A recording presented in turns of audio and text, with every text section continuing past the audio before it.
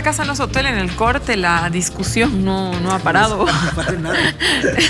Me he perdido a quién le tocaba la palabra, porque la verdad que al corte hemos estado hablando de lo mismo. Hugo, quiero ir con Argentina. A ver, Hugo, ¿cuáles han sido desde tu perspectiva, a diferencia de el proceso venezolano, que parecía que se venía venir el desgaste, parecía con mucho tiempo de anticipación que la oposición iba a lograr conseguir mejores resultados en las elecciones del domingo pasado? Lo de Argentina fue una sorpresa.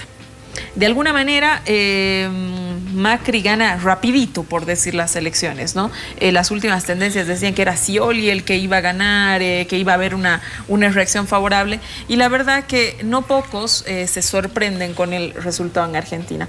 Entonces la pregunta es, Hugo, ¿qué es desde tu perspectiva lo que pasó ahí? ¿Cómo es que se pierde, pierden el gobierno tan rapidito? ¿Qué pasa?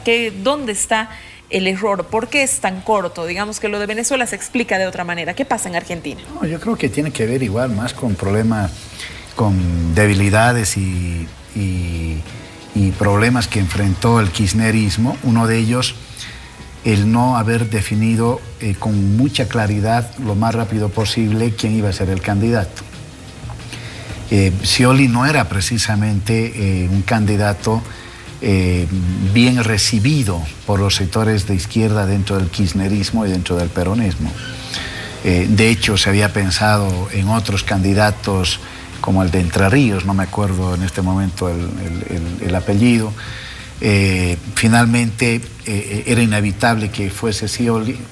Las fuerzas kirchneristas no se movilizaron como deberían haberlo hecho para la primera vuelta, y sí lo hacen 2 semanas después, 2 semanas antes de la segunda vuelta, ¿no? Lo que ciertamente, una semana más, y yo estoy absolutamente convencido que ganaba Scioli, ¿no? La diferencia entre uno había sido muy poca. Segunda, ¿por qué la población actúa de esa manera? Perdieron Buenos Aires, eso fue fundamental en la victoria de Macri, y perdieron porque esta suerte de control de la divisa, ¿no? Que creo que no fue lo suficientemente explicada, y si lo fue, enfrentó a lo que en Argentina se llaman los poderes concentrados, a propósito del papel de los medios, el Clarín y toda esta ofensiva mediática, que no lograron explicarle a este amplio sector de clase media argentina sobre las imposibilidades, por ejemplo, de poder comprar muy fácilmente el dólar, la divisa. Hablo en el tema cambiario, ¿no? No se puede decir que en Argentina haya habido crisis, ¿no?, de desabastecimiento, es decir, ahí estaba, ¿no? Argentina seguía funcionando de igual manera, las políticas sociales llevadas adelante por el kirchnerismo también fueron importantes, pero yo me atrevo a pensar que esta suerte de impasse en el tema cambiario y en el funcionamiento del modelo económico, que si llegara a tener una crisis profunda, sí, yo creo que implantó en amplios sectores de la clase media argentina, que se tradujeron en esta derrota. Iván, el liderazgo, ¿qué tipo de liderazgo representa Macri? Es un líder que gana de manera, por decirlo así, de manera oportunista por los errores de la izquierda, o a qué tipo de liderazgo haces referencia cuando piensas en Macri? Yo creo que básicamente, quiero reiterar un poquito la cuestión de, y eso es lo que estábamos discutiendo internamente, esta idea maniquea de sentirse víctimas y creer que el chavismo, de creer que el kirchnerismo han caído porque el imperio, porque no, son errores, han cometido errores, no supieron aprovechar el momento, y están emergiendo este tipo de liderazgos muy interesantes. Primero el de Macri, que viene de abajo. Es muy difícil pasar del ámbito municipal, departamental, al ámbito nacional. Es un gran desafío. Está mostrando que es posible cuando muestras a la gente resultados, cuando muestras a la gente Buenos Aires. Él ha hecho muchas cosas y eso ha sido su carta de presentación. Otro elemento, es decir, la ciudadanía está buscando gente que solucione, y en eso concuerdo con Armando. Sí, la gente está buscando líderes que solucionen los problemas, solucionen, que no le vendan cuentos, que no le vendan ilusiones. Ya están cansados. 15, 12, 19 años de ilusiones y no pasó nada. Primera cosa, ser práctico. Tercer elemento, ser más bien muy conciliador. Fíjate, tanto en Venezuela como en el caso de Macri, lo primero que dijo Macri: nos necesitamos todos, y no solo porque hay debilidad, sino que creo que es un mensaje diferente a lo que hubo. Basta de confrontación, nos necesitamos todos. En el caso de Venezuela, lo decía el responsable en el acto del día, en Venezuela cabemos todos. Creo que también esta es otra característica, la reconciliación, el encuentro entre todos. Y finalmente, una característica algunos le llaman descafeinada, pero yo creo que ya no aferrada a paradigmas ideológicos que lo único que hacen es, en vez de tender puentes, cerrar. Es decir, creo que el hecho, por ejemplo, de haberlo visto a Macri bailando esta canción Chicha, que es muy conocida en barrios populares, está mostrando que aquí se han roto ciertos esquemas, que el ciudadano está buscando un liderazgo diferente, menos acartonado, menos ideologizado y con mucho menos odio, y finalmente que solucione los problemas de la gente. Creo que va por ahí este nuevo liderazgo, esta nueva corriente, y creo que va a generar... ¿Y te refieres así? Que esta nueva corriente, digamos, esta nueva derecha, así se ha llamado, así la han escrito en Argentina, ¿no? Como la nueva derecha, apelando sí a la desideologización. Eso lo decía la canciller Susana Malcorra, ¿no es cierto? La canciller argentina decía, bueno, nosotros ahora vamos a gobernar de manera desideologizada. Pero Iván, ¿qué quiere decir esto? Gobernar de manera desideologizada, es decir, ¿cómo se hace política sin hacer política? No, la política es solucionar los problemas de la gente. Y si yo me tengo que sentar con Hugo Moldis para solucionar los problemas de la gente, me tengo que sentar. Pero si yo no me siento con Hugo Moldis, porque Hugo Moldis es un socialista recalcitrante y es una persona que yo creo que es masista, ya la ideología conforme barrera ya no sirve. Es decir, seguimos haciendo política. Porque ¿cuál es el rol del político y del funcionario público? No es solazarse con sus posiciones, es satisfacer las necesidades de la gente. Esa es la mejor política. Entonces, creo que eso es lo que hoy se está buscando. Es más, siempre fue así. Lo que pasa es que estas cuestiones ideológicas que nos han llevado a que él y yo no nos sentemos, por ejemplo, ahora aquí en Bolivia mismo ocurre, te han visto con el Hugo, o a él lo dicen que, oye, ¿qué haces reuniéndote con el negro? ¿Ah? ¿Qué haces? Seguro estás, esa sensación de que pero Iván, no nos podemos ver. Pero no estás diciendo absolutamente nada nuevo. ¿Por qué? Los que hablan de la desideologización son los portadores de una nueva ideología. Todos tienen una concepción del mundo. No, claro, Macri no es un tipo de centro, es un tipo de ultraderecha. Ahora, que políticamente tenga que tomar posiciones de centro son distintas, ¿sí? Cuando la canciller dice eso, ¿cuál es el ejemplo que da?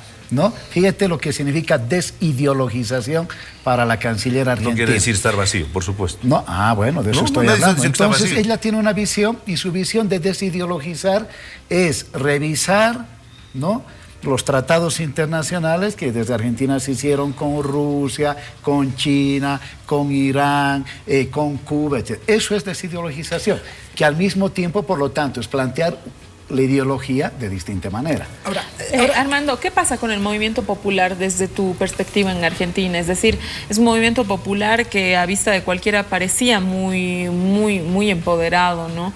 Y de pronto, pues Macri gana la elección. Es que yo creo que, creo que el negro ha dicho un par de cosas interesantes en términos de plantear, digamos, la propuesta macrista. Pero creo que hay que verlo también de por qué esa propuesta al final logra ser triunfadora. Porque yo creo que de todas maneras, y eso hay que reconocer, hay ciertas formas del kirchnerismo que empezaron a irritar a una parte importante de la sociedad. Y eso yo creo que uno tiene que evaluarlo, porque el momento en que, insisto, en el momento en que el político deja de seducir y deja de resolver los problemas objetivos y subjetivos de la gente, objetivos materiales, subjetivos, sus valores, sus percepciones, entonces empieza a perder elecciones. Aquí no estoy hablando nada extraño, ¿no es cierto? Uno pierde elecciones cuando no le cumple a la gente en lo concreto y no le cumplen sus aspiraciones. A mí me da la impresión que en cierto momento el kirchnerismo empezó justamente a exagerar o a probablemente quedarse en un libreto que probablemente fue muy útil en una primera etapa de construcción de poder. Otra vez, siempre pensamos que el masismo, el chavismo, el kirchnerismo surgen en periodos de gran contradicción, pues surgen en periodos de grandes crisis, en periodos donde había que hacer grandes cambios en las lógicas redistributivas. Y por lo tanto, eran periodos de grandes conflictos políticos, que en muchos casos requerían un discurso y una práctica polarizadora, ¿no es cierto? Porque puede gustarnos o no gustarnos, pero probablemente era un instrumento útil y necesario para esos momentos.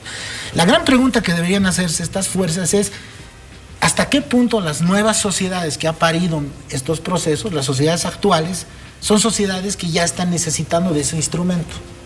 A mí me da la impresión que en el caso de Macri, ellos han interpretado bien. Lo que nos estás queriendo decir, que estos liderazgos de los discursos largos, de los mítines, de utilizar la polarización como instrumento, como forma de gobierno, sirvieron para un momento de la historia de nuestro continente y tuvieron incluso algunos resultados. La pregunta es: ¿las nuevas sociedades que incluso han surgido de estos procesos siguen sintiendo que esos discursos y esas prácticas les son útiles, les parecen coherentes?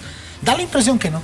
Y entonces ahí, de repente, discursos que se centran, por ejemplo, en la idea del consenso, en la idea del acuerdo, en la idea de la reconciliación, empiezan a tener más fuerza. ¿No es cierto? Pero quizá, quisiera decir una cosita, Armando, cortita. pero quizá habría que ver, a ver, lo que pasa es que tú pareces hacer, con tu explicación, parecen haber cortes en la historia. A ver, quiero entender para ver si pero nos hay ponemos de acuerdo. transformaciones en la sociedad. Yo creo que lo que estás diciendo, que hay momentos en los cuales hay turbulencias, sí, y hay momentos en los cuales hay una estabilidad donde tus discursos y tus métodos tienen que ser distintos. ¿Eso estás diciendo? Bueno, exacto, eso es. No, pero eso no significa que no vuelvan nuevas turbulencias, luego otros momentos de estabilidad. Yo creo que yo quisiera más bien ver que, y eso es muy, yo espero, no quiere decir que así sea, pero por los discursos que escucho de la nueva oposición, y que creo que es el camino que vamos a pasar de una lógica de confrontación, de una lógica enguerrillada, de una lógica guevarista, ¿no?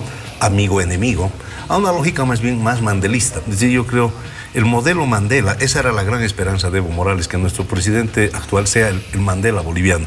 Es decir, que en vez de optar por la lógica de la confrontación, opte por la lógica de la concertación. Bueno, pero no me vas a decir que Macri es Mandela. No estoy diciendo que... Y fíjate, no es el color de la piel, no, lo que hace son las políticas. El sentarte... pero un ratito, Iván, Macri el sentarte con el otro. Persiguiendo a bolivianos, persiguiendo paraguayos, y Mandela en su momento también tiró bombas, ¿no? Es decir, lo que quiero decir, ¿cuál es el punto?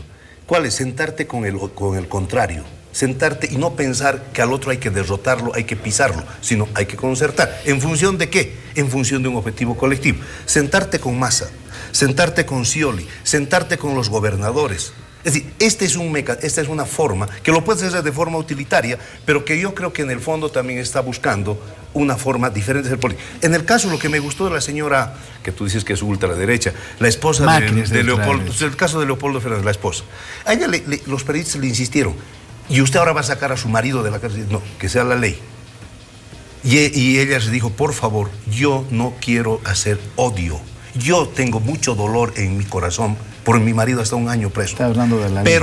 Pero no ese es el camino. Los venezolanos estamos cansados de odio. Es decir, creo que este es un elemento bien importante, me refiero a la filosofía mandelista, de que es no eliminar al otro, sino conservar. Sin embargo, hay un problema en esto, ¿no? Yo lo quiero plantear, porque si no, aquí parece que estuviéramos haciendo una oda, todos nos vamos a agarrar de las manos y vamos a hablar del bien del mundo. Ese es el discurso que ideológico también, porque lo que tú estás haciendo, Iván, es un discurso ideológico para encubrir prácticas antidemocráticas, bravuconadas de la oposición venezolana, de la oposición argentina, del actual gobierno argentino. Fíjate lo que ha dicho Macri.